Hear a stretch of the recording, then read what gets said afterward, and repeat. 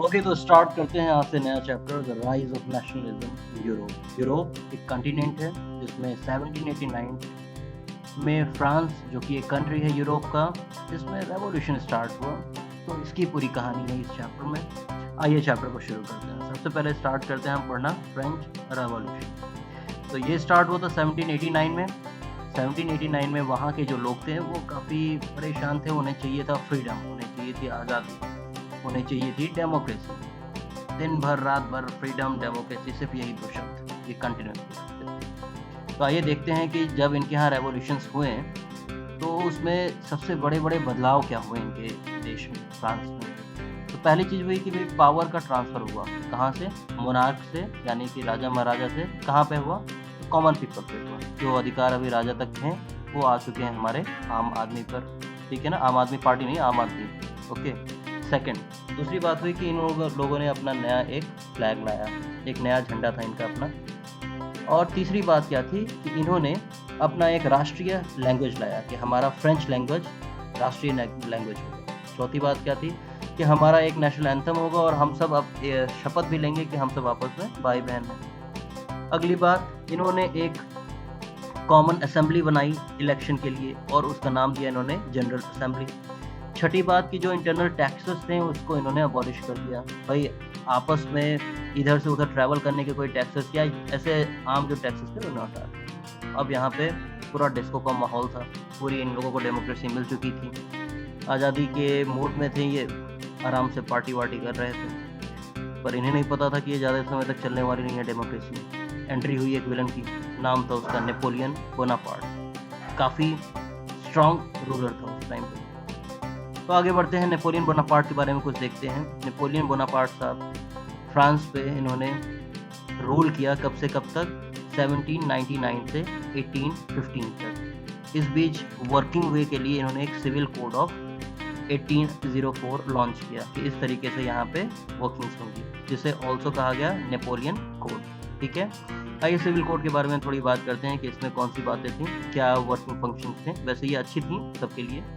तो civil code of 1804, important terms इसके देखते हैं कौन कौन से इंपॉर्टेंट टर्म्स थे। पहली बात, इन्होंने इक्वालिटी इस्टेब्लिश की थी लॉ के सामने, यानी कि कानून के सामने सब एक बराबर हैं। दूसरी बात कि जिसकी प्रॉपर्टी है उस पर उसी का अधिकार है, उसके अलावा कोई सी और का अधिकार नहीं है और ना कोई कब्जा कर सकता है। तीसरा, फ्यूडल सिस्टम को इन्होंने खत्म करा था। फ्यूडल सिस्टम क्या होता है, आइए एक ट्रायंगुलर मेथड के थ्रू समझते हैं, है ना। कि मान लीजिए हमारे सोसाइटी में सबसे ऊपर राजा है, राजा के अंडर ही हमारे नॉबल्स यानी ये बाकी रईस काम करेंगे और उनके नीचे ही हमारे किसान मजदूर काम करेंगे। तो ये फ्यूडल सिस्टम था, यही हायरार्की थी वो की, तो इसे इन्होंने खत्म किया।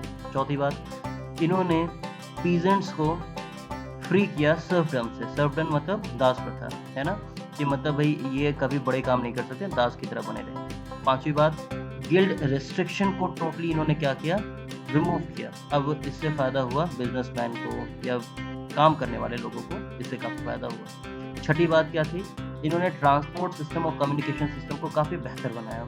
मतलब एक जगह से दूसरे जगह ट्रैवल करना काफी आसान हो गया। टैक्सेस वगैरह हटा दिए इन लोगों ने, है ना। तो आइए देखिए अब क्या हुआ। अब नेपोलियन बोनापार्ट को सारे लोगों ने हीरो समझ लिया। इन्होंने समझा कि एक नंबर पर सच्चा है ये पूरा। तो इसे इन्होंने नाम दे दिया आयरन मैन, सुपरमैन की तरह मानने लगे नेपोलियन बोनापार्ट का। लेकिन ऐसा हमेशा सही नहीं था, बहुत सारे ड्रॉबैक्स भी थे इनके वोटिंग में। तो आइए कुछ बात करते हैं ड्रॉबैक्स की नेपोलियन बोनापार्ट की, ठीक है ना।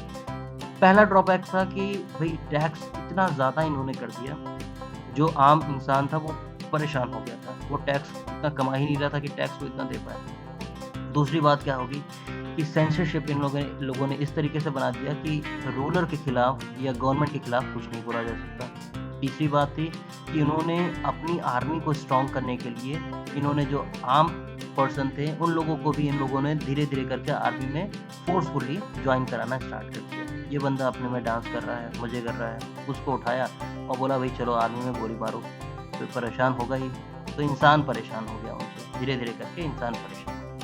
आगे की चीज़ें अगर हम नए लेक्चर में देखेंगे, लेकिन आइए थोड़े से हम डेट्स को रिवाइज कर लेते हैं कि कौन कौन से इंपॉर्टेंट डेट्स अभी हमने इस पार्ट में देखे। सबसे पहली बात, 1789 में क्या स्टार्ट हुआ, फ्रेंच रेवोल्यूशन। एंट्री किसकी हुई 1799 में, एंट्री हुई हमारे नेपोलियन बोनापार्ट की। कब से कब तक इन्होंने रूल किया? 1799 से 1815 तक। फिर 1804 में इन्होंने क्या लॉन्च किया? सिविल कोड ऑफ 1804, जिसे नेपोलियन कोड भी कहते हैं। So hope you enjoyed this complete video, है ना? तो देखो क्या है, अगले में हम बात करेंगे 1815 तक और कौन-कौन सी बड़ी चीज़ें हुई और 1815 के बाद इन लोगों में कैसे वर्किंग हुई। तो इसके लिए आप इसको टोटली सब्सक्राइब करें और फिर मिलेंगे अगले लेक्चर में। Okay, so thanks for the next video, right? So do subscribe and share this video. Thank you.